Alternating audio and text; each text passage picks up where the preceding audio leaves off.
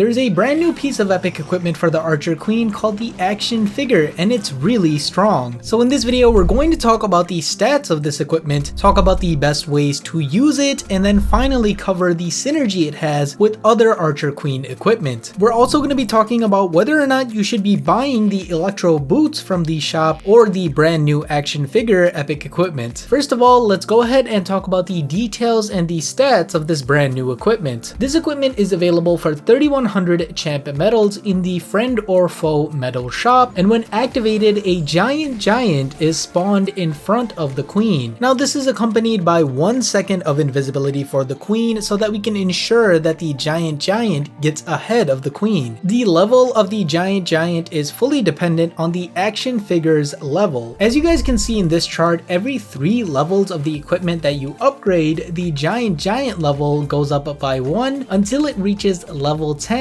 at max level for the equipment. You can also see the passive stats for this equipment in the chart, but let's go ahead and talk about each of those individually. First off, we have the self heal per second. This is a wonderful passive every time it is available, and at max level, it's about 40 heal per second. Now this isn't comparable to the max level healers or even the unicorn by any means, but it is more healing than the healer puppet at max level, so it is nice. However, the increases that you get in the self heal per second really slow down at the higher levels, as you guys can see in this chart right here, so you'll get a lot of that self heal per second in the earlier levels of this equipment. The second passive is the increase in DPS for the queen. At max level, this increase is 135 DPS, and even though that sounds like a decent amount, as you guys can see, it's third in class when it comes to DPS increases for the queen when we compare it to other Archer Queen equipment. So it is nice, but it's nothing insane or anything. As we level up this piece of equipment, the DPS for the queen actually scales pretty linearly, which is unlike the heal per second. Now the last passive ability that we need to talk about is the hit point increase for the queen. At max level, you get a hit point increase of 713. And once again, this does sound like quite a bit, but it's third in class, as you guys can see from this chart in the background. And from this other chart, you guys can see that this increases rather linearly, similar to the DPS for the queen. Alright, so we've looked at all the stats and we can see that other than the heal per second, we're increasing rather linearly. So does that mean that we don't really have to worry about levels for this equipment or getting it to a higher level faster? No, not exactly, because we've only been looking at the level of the giant on its own. And even though this level increases linearly, we have to check to see whether or not the stats of the giant increases linearly as well. Now this chart right here shows the stats of the giant as you increase its level. And if we put this into a chart, it's pretty easy to see that the stats increase almost exponentially as we upgrade this equipment. So even though it's not clear on the surface that this equipment scales a lot with the level, you should not neglect those later levels, because that's when you're going to get the most benefit for the stats of the giant that you're spawning. But honestly, enough with the stats. Let's go ahead and talk about how you can actually practically use this equipment in your attack.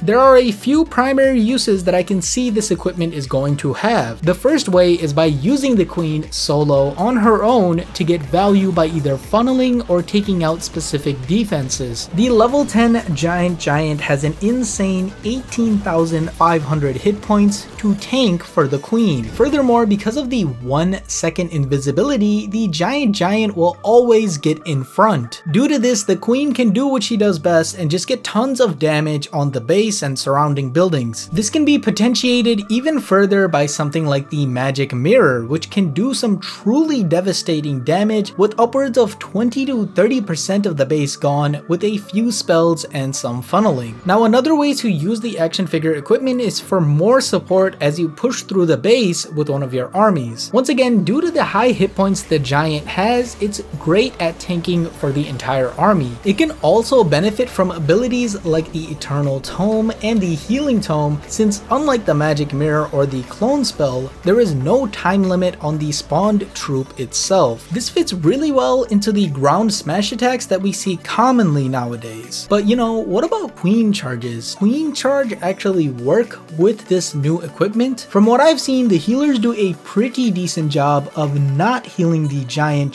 which is nice considering that you want them to stay behind. And because the queen is getting healing earlier on, it allows the giant to actually come out a little bit later and maybe tank some of those heavier defenses in the core of the base. I think this method is probably going to be viable, especially for players who are really good with their queen charges. And guys, if you can't tell from my voice already, it's clear that this equipment is going to be very good, but there's another nuance that makes it even better than you would think. And big shout out to Corrupt on YouTube for pointing this out to me, but the Apprentice Warden actually fits really well with the giant.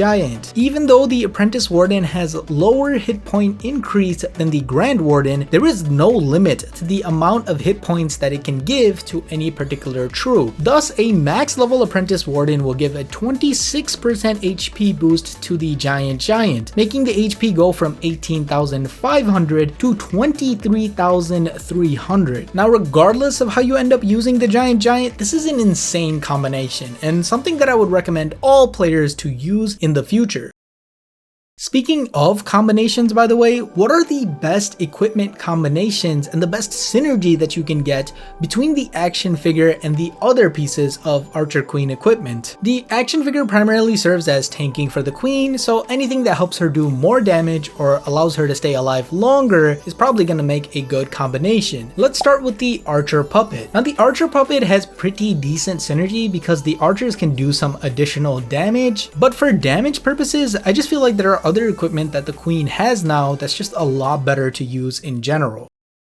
Moving on to the invisibility vial, this equipment is great for helping the queen escape and also do some burst damage. But the idea of having the tank in front of the queen is so that she doesn't take damage or require an ability like this one, so synergistically there's a problem. Furthermore, once again with the damage, I just think there are better equipment the queen has right now that will help with the damage output rather than the invisibility vial. Next up we have the giant arrow. Now the giant arrow has been great for air attacks if you're trying to open up and take out some of those sweepers or invisibility towers in the core of the base, but the question becomes, is the usage of the giant arrow with the action figure puppet better than the giant arrow with the healer puppet? Now of course it is going to be base dependent, but in my experience I've actually gotten really good value from using the action figure puppet and the giant arrow rather than the healer puppet. But why is this the case? Why is this happening now? This is a little bit of a side note, but I think the healer puppet has a scaling problem. Once you get it to the max level, those healers are not going to get any stronger, but the defenses are continuously being updated all the time, and we're getting new defenses at the later town hall levels, so this is a problem. What this means is that the healer puppet is effectively the weakest that it has been versus something like the giant, which is currently balanced for town hall 17. So when it comes to using the giant arrow with the action figure, I think it's a great combination and it's definitely something you can use, but again it's base dependent. So if you have some buildings on the outside that are just easier to clear up, the healer puppet could potentially keep the queen alive throughout the entire attack, so it might be something worth considering. Moving on, let's go ahead and talk about the frozen arrow. A quick question that I'm thinking about is, does the frozen arrow queen charge have a good synergy, and is it something that you should be using? Now it does have good synergy because again the frozen arrow is 100% passive, so it's always going to have great synergy with whatever equipment you use it with. But once again, I feel like the frozen arrow has kind of lost its place to the other pieces of equipment that we have. The healer puppet has better healing, the magic mirror has better damage, so it's just kind of lost its place, and I think there are better options out there. So now let's get to the big question everybody's been wondering: should you use the magic mirror or the healer puppet? When it comes to just the raw damage per second, the magic mirror is a wonderful addition to the mix because you can finally have a huge tank in front of all three queens queens, letting them do work and get as much value as they can. On top of this, if you use the Apprentice Warden, it also benefits the queen clones that you get from the magic mirror, so you get a bit of extra synergy there. This is a wonderful combination and it'll do well whether you're trying to take out a compartment in the side of the base or you're just trying to push through the middle with your attack a lot faster. Now when it comes to the healer puppet, it has some similar effects and it can keep the queen alive longer if you're trying to take out some compartments or defenses on the side,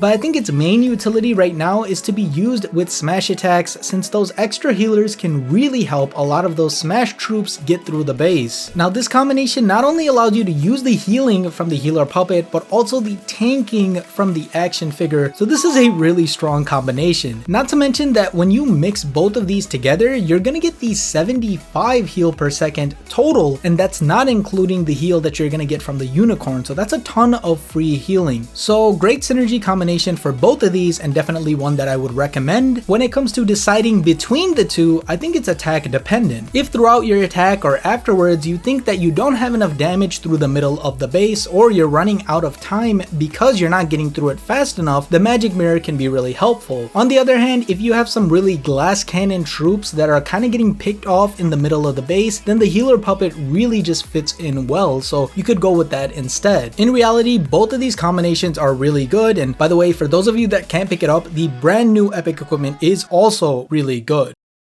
But now to answer one of the main questions that I posed in this video and also in my event guide video about whether or not you should buy the Electro boots or the action figure epic equipment. Now to be honest, I think both of them are really good, so it's kind of a hard call. If you already have really good queen equipment, but you don't have the Electro boots or good royal champion equipment, then it might be worth getting the Electro boots at this point. This is because if I'm being honest, I think the Electro boots are pretty much used in every single royal champion attack. Like, it has pretty much a 100% usage rate and it's tried and true. On the other hand, if you don't have any epics for your queen, this could be a good chance to get one. But I think the thing to consider is that if you're saving up your gems to buy the Electro boots from the gem shop, then it might be a good idea for you to get the action figure puppet right now. And the reason for that is because we don't know how long it's going to take for the action figure to be available for gems, so you might as well buy the boots for gems and then buy the action figure from the shop. Regardless, it is a really hard decision. I mean, for my free-to-play players, this is tough, but hopefully some of the things that I spoke about will allow you to make that decision for yourself a lot easier. Another way to make this decision a lot easier if you're not a free-to-play player is to just